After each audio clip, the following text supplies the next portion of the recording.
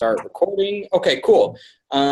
Welcome one and all to another developer call, and we are super excited to have you guys. I know we have some people on the call that I don't necessarily. Daniel Winter, I think. Have we talked before? I think you're relatively new, or maybe I just don't recognize you. Maybe I might recognize you from your community handle. But yeah, so welcome. If you're new, thank you so much for joining. New-ish, cool. Well, welcome. Thank you so much, and we'll get started here. So really, what we're going to do is just real quick. Kind of go over the new async HTTP APIs that we've implemented, and these are really cool. Jim will go in more detail into them, but they're really cool for the fact that sometimes, basically, what can happen is you can be using an API that's external, and some things can be out of your control, and our limitations, or our kind of guardrails, I'll call them instead of limitations, can keep those things from happening if the API you're trying to call is slow or something like that, right? Not something that's in your control or our control, but our guardrails will keep that from happening. And so async kind of steps in and makes things a little bit easier. There's some other reasons too, and I'm sure Jim will touch on all those, but that's kind of the major one. So we'll talk about that. Then we'll open it up if you guys have questions about it. If you guys have started using it and have run into some problems, we'll be more than happy to try and work through them with you here on the call. And excuse me, and we'll just open it up to having you guys share, if you guys have used them, use the new APIs, share your experiences, positive, negative. We'd love the feedback, and then we'll, if any other questions, and then we'll call it a day. So shouldn't be a super long call, but yeah. So we'll go ahead and get started. I think Jim, you can just go ahead and take it away. And for those of you that don't know, Jim is our resident. We call him a whole bunch of different things. I like to call him our documentarian because it sounds really cool. So he writes all the docs. Well, I shouldn't say all. We also have Raj here in the Bay Area, and then we have Dave as well. But Jim is kind of the lead on that team, and gets all the docs out to you guys. So if you guys didn't know who he was, this is Jim. So Jim, take it away.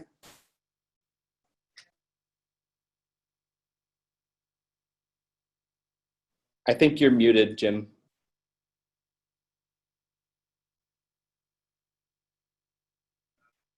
There, better? Can you hear me now? Yep. Okay, good. I apologize for my stuffy nose and nasal voice right now. It's that time of year in Minnesota. But so Tim did a good job of setting the stage of things that are out of our control as developers when making external HTTP requests, as well as, it's kind of out of the platform as far as the SmartThings platform control too. We'll get into that a little bit, but so what I want to cover today is just kind of go over like why we would introduce these APIs in this different way of making external HTTP requests, and then a little bit about which one you might want to use, because there still is a use case where we do need to or will want to make a synchronous HTTP request. And then if we have some time, we'll do some simple coding examples and put it to use. So just to set the stage a little bit, with Synchronous HTTP in the SmartThings platform, it looks like you see here. So you set up your URI, you make the request, and the response is handled inside that closure that you define, right? It's pretty simple, and it works for a lot of things. But of course, what's happening is that while the request is being made and the third-party service is waiting for the response and all that stuff. The Smart App is just basically blocked, right? It's just waiting there. And you get into the cases where you have long-running APIs, issues like that. Well, that can take up to a point in time where you can actually encounter the 20-second timeout in the sandbox. For those that don't know, smart apps and device handlers are limited to executing for a set amount of time continuously because we don't want a runaway process in our platform. So these things combined make it so that in the best case, using Synchronous can just be kind of wasteful because the app is just sitting there waiting, chewing up resources, etc. But sometimes that's fine and necessary. In the worst case, it can really impact end user. Impact the end user because you end up with getting timeouts and such. And as I made in the bullet, there is a place when we have to be synchronous, and that's when we're taking a response and giving it to drive the UI, like in the OAuth install flow. And the documentation goes into that a little bit in more detail, but that's something to note. And by the way, if you guys have questions as we're going through this and you don't want to speak up now, and you put it in the chat, I'll just ask Tim to keep an eye on that, and then he can interrupt and ask. I won't be watching that. Cool, sounds good. Thank you. So this is just a high-level diagram of what we just talked about, right? You make this HTTP call, and this is all one execution of the Smart App, right? It goes to Smart Things, and then out to the third party, back, and then your response handler is called. Pretty simple. So for the reasons that we discussed, right, like you've got these long-running APIs, we don't just want to have these the smart apps or device handlers just waiting. We introduced ASync. And this is what it looks like in the code. So it looks pretty similar. The first thing you'll notice is that there's this include statement. And this is something that's kind of coming along with these APIs that we've been using internally for a while. And it's pretty cool.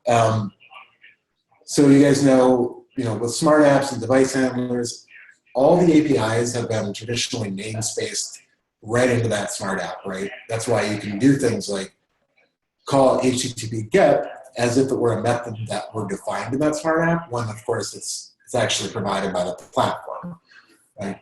That can make things both very easy, but as APIs grow, it gets to be a little bit unruly, both as a consumer, as a developer, writing against these APIs. Sometimes it's hard to know what API to look for because there are so many. And as a developer at Smart Things or maintaining it, we have to think about how we can manage our source control, or how we can manage the source files in a reasonable way. And so those two things combined really give way to this include statement. This basically just does what it says, right? It's almost like an import, if you're familiar with that. But it makes available this object that we then call our APIs on. And in this case, it's called async HTTP _ v1. That will change to drop the v1 in all likelihood once we get through this initial trial period. And then we'll provide some deprecation period where both will be available. But right now it's async HTTP v1. And that can go at the top of your smart app or device handler. Is probably the best place to put it. But so the thing to note here is that when we make the request, we specify a handler to get called back. So this is very similar, if you've been programming with Smart Things and you do a run-in or a schedule or something like that, this is a very similar pattern, right? You give it the method that you want to execute at that time. In this case, we're saying, this is the method we want to execute when the response comes back from the third-party service, right? So it's a handy, or it's a very typical pattern in Smart Things. Also, you see this at the end, I'm passing a map into this API call. And this is cool because this allows us to kind of pass data between these executions, right? Because we've got now multiple executions or a separate execution to process the response. And sometimes we want to keep track of some data. And instead of stuffing it into state, we can just pass it along in this map. So as mentioned down below, it does reduce execution time overall.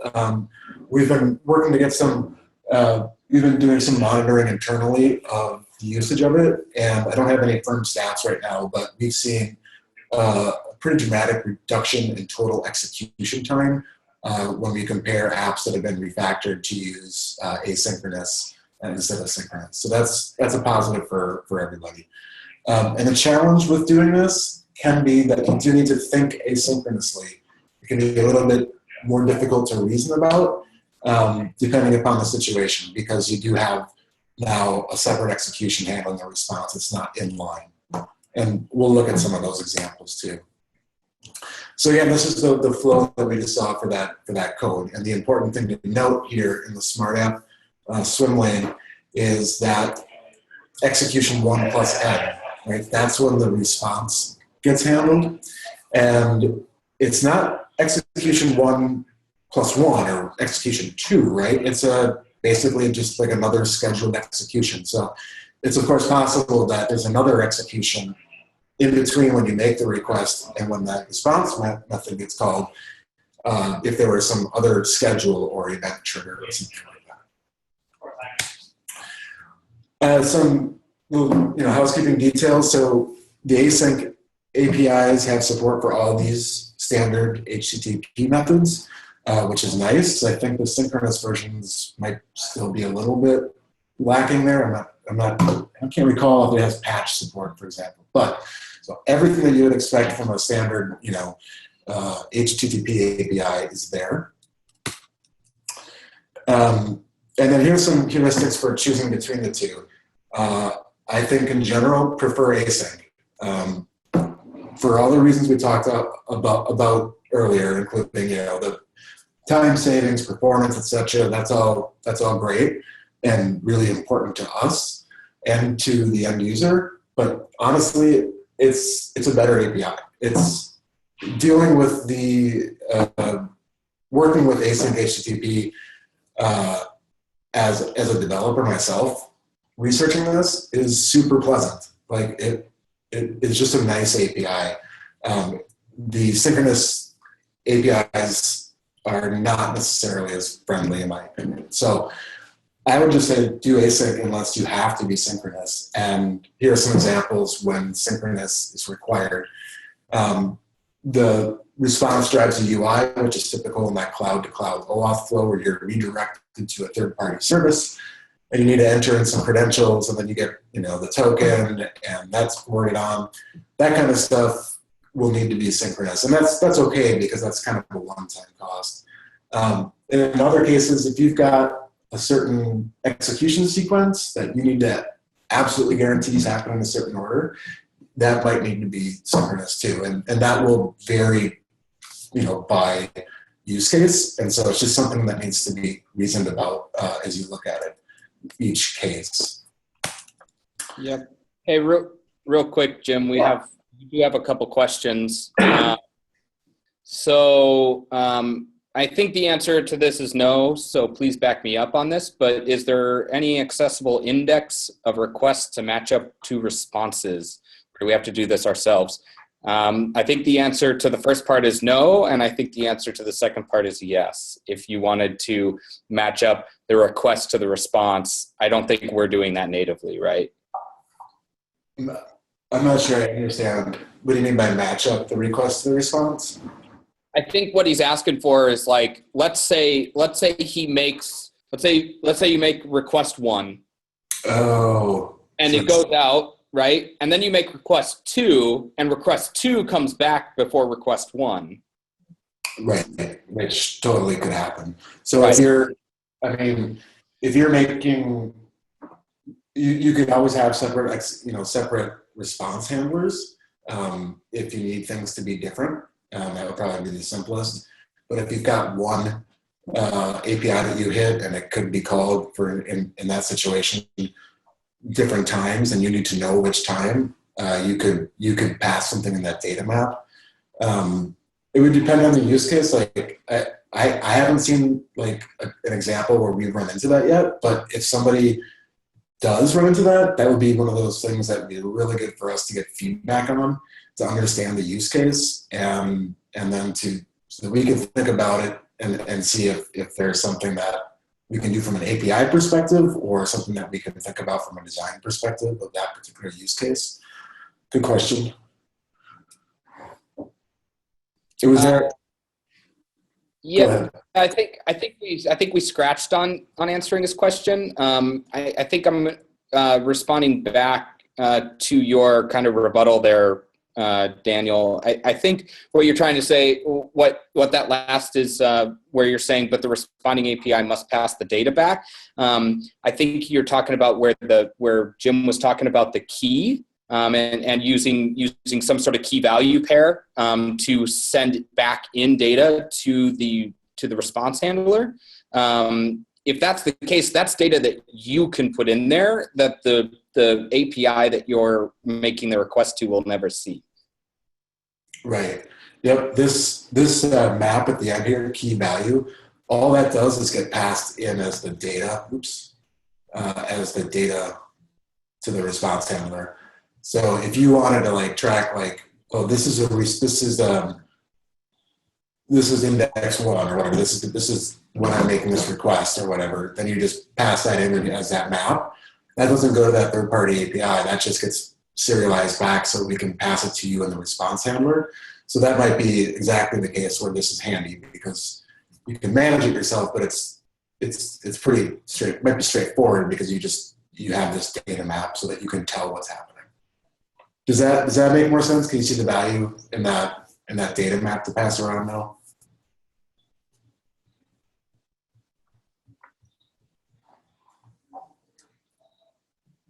Okay, cool. Yep. Okay. So glad we cleared that up for you. If you have any more questions, please ask. Question number 2 is yes, and I believe on the documentation site we will link this. We'll link the resources in the follow up to the call, to the post where I announced that we were having the call. But non-HTML JSON. So we support JSON, XML for sure, Jim. I think there's some others. JSON and XML are supported, and then you can get the raw data too, which is actually really nice because there have been cases where some funky APIs return just some garbage, right? And our synchronous HTTP tries to make it into something understandable based upon, I think, the content type. And if the API is giving back junk with a bad content type, like you just can't get the raw data. And so with async, yes, you can. There's all sorts of nice support for JSON, XML, and then raw data, and some pretty good error handling too. Yep. That was the one thing, since you mentioned it, that was the one thing that I found super nice, were all the different errors that we returned back based on my miscodings while trying to learn how to use the new API. It's pretty simple, but the reasoning about it part that we talked about makes it a little bit more difficult in some respects. But when I was trying to reason about what I was trying to do, it was returning back some really, really useful errors. And I was like, this is incredible. I loved it. I liked it a lot. Cool. Any more questions right now? And one more question. I assume this does not work locally, just cloud to cloud. Okay. And Yep, that is correct. HTTP, that's correct.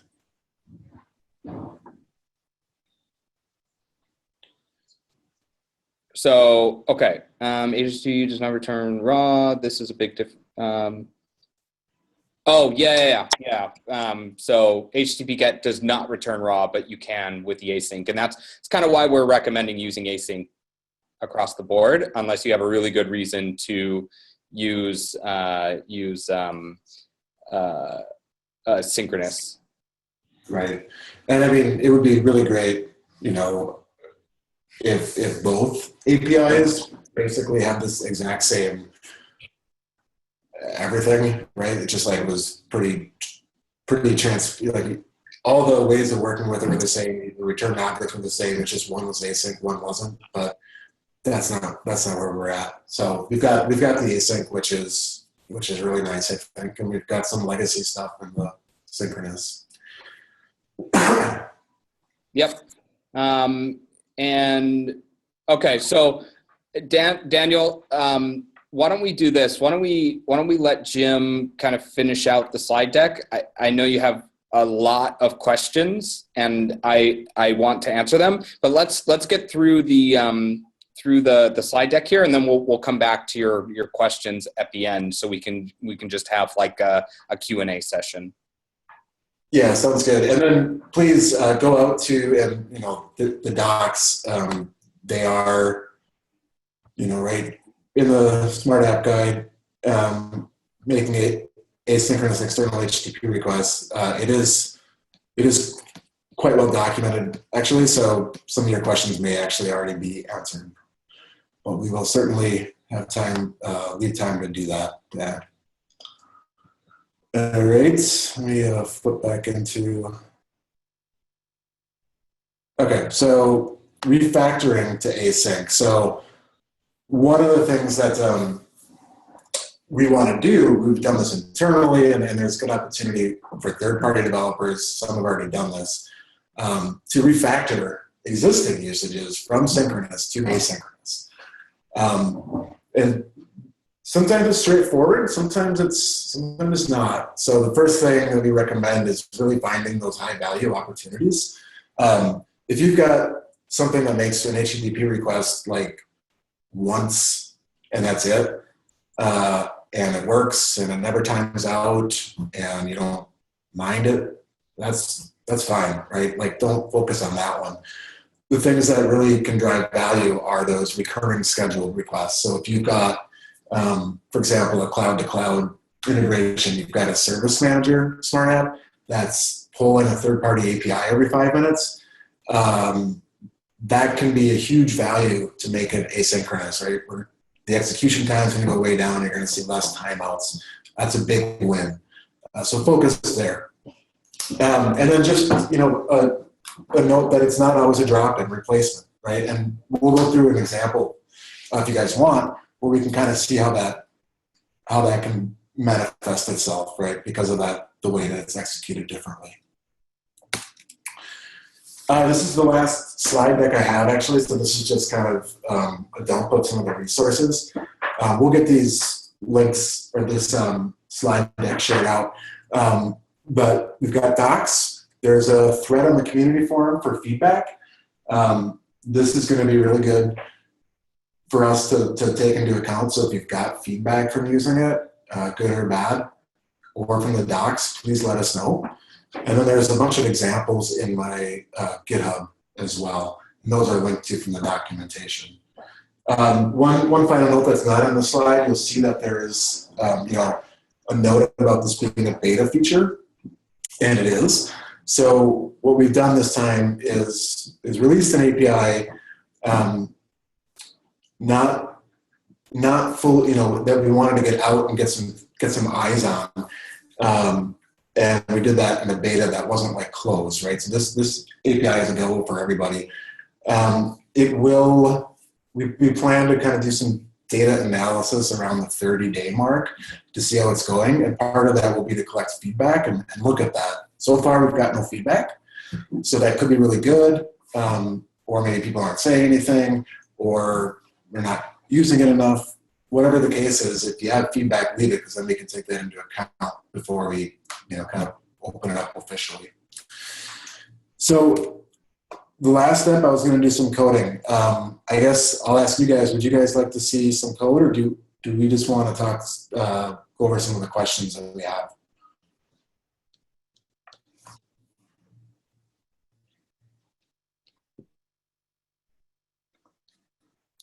Yeah. Anything in the chat? I don't have the chat open while I'm sharing. Yeah. No one's having an opinion one way or the other. Pretty boring to watch people coding, in my opinion. Okay, cool. Well, then you're our only opinion there, so we'll go with you. Majority rules. You are the majority today. So let's just move on to some questions. So we'll go to your fourth question here. How long till it will stop parsing a response? Will updating a smart app break the response? When you say parsing the response, do you mean when it's bringing the response back? Are you saying that you're worried there's a timeout there or something, or? Because the only thing that I could see there would be that the response is so large. Oh no, for waiting for a response? I don't think so, Jim. So if we send the response, all we're doing is waiting for the response to come back, and we just know what handler to call, basically, right? Is that how that works? Say that again. Sorry, I was trying to read some questions.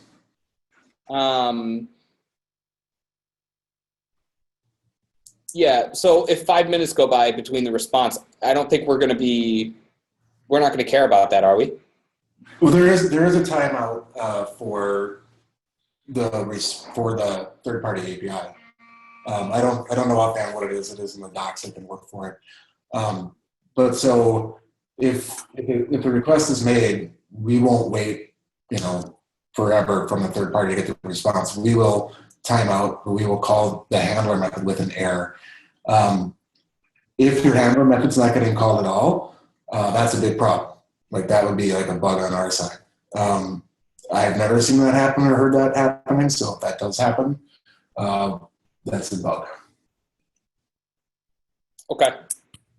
And I don't think updating the smart app would break it unless you change the name of the response that you told us it was waiting for, right? So if you had response handler and then you changed it to like get, HTTP get response or, whatever, or receive response or something, that would break it. But if you have the same method for getting the response back, I don't think like hitting done or changing some code around that would change anything. I think that's true.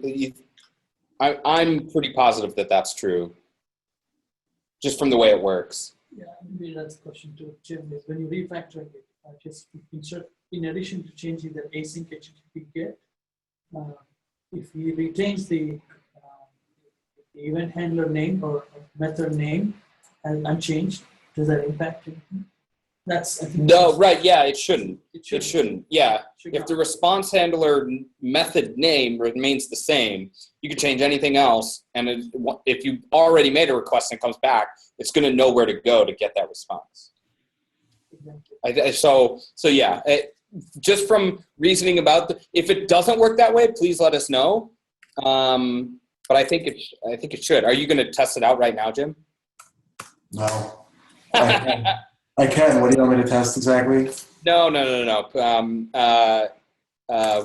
We were just. I think we're right. Please let us know if it's not working that way. But just from reasoning about on how it works, I'm pretty positive that it would not break if you changed other parts of the smart app. So let's see. Question number 5. This is probably for you, Jim, because you're more familiar with the inner workings of it. Does it support SSL requests and certs? I don't know. I need to. So you can set, if you look through it, you can set all the, the headers that you want, etc. It works with HTTPS. So I'd have to take that offline. Like, if there's an example I could try. Hey Daniel, if you wouldn't mind, why don't you put that question in the feedback thread, and then that way we have kind of a place to respond to you on, and that way it's in public eyes too. So if anyone else has the same question, we can answer it there for everyone. Yep. And then use case there too on that thread. Yeah, that'd be nice too. So if it's not a possibility, a good use case for us to go back to our engineering teams and say, hey, you know, we know this doesn't work, but here's a good use case for doing, for making. Sounds like Daniel got locked out while we were spending time not answering the question. So Daniel, so feedback for the SSL question was, or the answer was, not really sure. If you could post on that feedback thread, like your use case and what's going on, we can look into it more. Thank you. Yep. Did you hear anything about our reasonings about for the updating a smart app and having it break? Did you hear any of that? Okay, good. Okay. So then we'll move on to your last question that you have here so far. What is the max size of the response, and is it subject to a timeout? So yes, it is subject to a timeout from a waiting period. Timeout when it gets back is still going to be that 20 seconds. So if you have like a huge response and it's taking you more than 20 seconds to parse through that, then it is going to run into a timeout still. So that would still be true. And then there you go for the response limit. I knew there was one. It's 500,000 characters.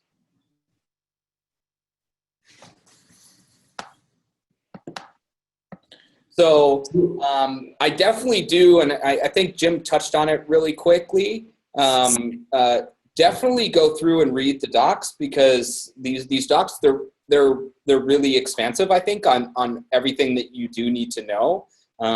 There was a lot of thought put into them from a like launching a beta perspective, and so we really try to answer all the questions that we could have. If you still have questions, please ask them. But also keep in mind that if you have questions afterwards, maybe just peruse through the docs real quick and see if those do answer your questions. And if it does, great. If it doesn't, then either create a post on or just go to the feedback thread. That would probably be the best. Is just go to the feedback thread and say, hey, I don't know if it does X, and we'll answer that for you. Yeah. One thing, people still ask questions, but that I won't go through a live coding, but I will just kind of call something out as like a warning. Some people, this would be totally obvious, but there have been even internal engineers who've gotten burned by this here. If you're looking at a current refactoring and you've got something like this, right, where you've got a request, you do something with that data, and then you do something else outside of the response handling. If you were to, optimistically do something like this, right, and replace it like that, and then, do all the other stuff, this may be not what you want, right? Because the response handler is going to get called after this method gets called, right? So that execution flow, and that's what I mean, like you kind of have to reason about each case. Sometimes that'll be fine. That's okay that will happen in a different order, but you just need to think about it a little bit. Yeah, I had a case like that tripped me up for maybe tripped me up a little bit. And what I did is I basically moved that something else method down into the do something method. Exactly. Yep, that's the best way to do that. And in some cases, like when you go through the refactoring, what's the expression? It's turtles all the way down or whatever. I mean, like it can kind of like unravel things. And if you've got an async programming background, if you do that kind of work, your day-to-day jobs, this is like nothing, right? But if you're new to asynchronous programming, it'll typically start making sense once you've been burned. Yeah. Yep. It's just a different way of thinking. And if you guys, Jim and I are here really if you guys are having trouble reasoning about, like, you have an HTTP GET method that has been working, but maybe you just want to try async and see what it is and see what it's like. Maybe you don't even necessarily need to change it, but you just want to, and you're like, I just can't get this to work. Go into the feedback thread and say, hey, I can't get this to work. I don't know why. We would love to help you guys out and get it working for you, because like even if you don't need to do it, again, we're trying to kind of we want people to have a bias to use this async instead of using the synchronous, purely for the fact that during the response time, if that response time, let's say, is still like, it's never going to reach that timeout limit. Let's say it's never reached that, but it's consistently a 12-second response time. That 12 seconds, that's 12 seconds of CPU clock time that's tied up that somebody else can't get access to while we're waiting for the response, right? So if you can use async, we want the bias to be there so that the app and the CPU time, the clock time, isn't backed up for everyone else because we're waiting for your response to come through. And so, that's kind of where we're at is there's very specific cases where synchronous is needed, and that's great, and we want you to use it. But basically, for every other case, we want asynchronous to be used. And so, if it's scary for you, if you're having trouble, you tried it already, you're having trouble reasoning about how to get your specific use case and app to work, let us know. Reach out to us. Put it in the feedback thread, and really make us, let us help you, and we'll get everything figured out for you. Yep, we did. Our biggest win with this was the Harmony Connect app. Seeing the graph jump down on the clock time being used, you could very clearly see where that change went live. So that was a big win. It reduced errors, it reduced execution time. It was awesome to see. So we look for more opportunities both internally. We need to make some changes to some of our high value opportunities there. And then I know Eves and his Ecobee has been refactored to use it, so that's awesome. Yep. We look forward to more as well. Yep. Yeah, I mean, it's great. So I'm gonna stop sharing. Tim, you can take it away. I don't know if there's other Q&A. Yep. I think at this point we're really looking for some other questions. If those aren't readily available and you don't have questions right away, that is totally fine. We will, so go back to, if you didn't see it on the community, there's a section called developer discussions under community, I forget what top level section it's under, but anyways, there's a section there. So if you go to the main page, you'll be able to find it's developer discussions. And if you go there, you'll see the post that I made for today, and then the post that I will follow up on that post with this call, so you guys will have it. And then also, I'll just share the entire slide deck is what I'll do. And that way you guys can go in there and have the links and go to the links, try and answer your question. If those don't answer, if the links don't help you, one of the links will be a feedback thread. Go to that feedback thread and we'll be there to help you. That was a long rant to get to. We'll help you, but still, we'll help you. So if nobody else has any other questions, we're probably going to call it a day. So definitely put them in now. If not, then we'll call it good. Awesome. Okay, cool. Thank you guys for joining. We really do appreciate all of you guys and the time you guys spend working with us, and anyone who's new, please reach out to us if you have any questions or anything. I'm at Slagle, SLAGLE on the community. Jim is just at Jim. Reach out to us if you have any questions if you're new, and we'll definitely help you out and get you started the right way. And we will see you again in another month-ish, and then we'll talk about, we have a topic for that. We're still fleshing it out, but there's a topic there, and you guys will like it a lot, I think. So we are excited. We will see you again in another month. Thank you very much for joining, everyone. Thanks, guys.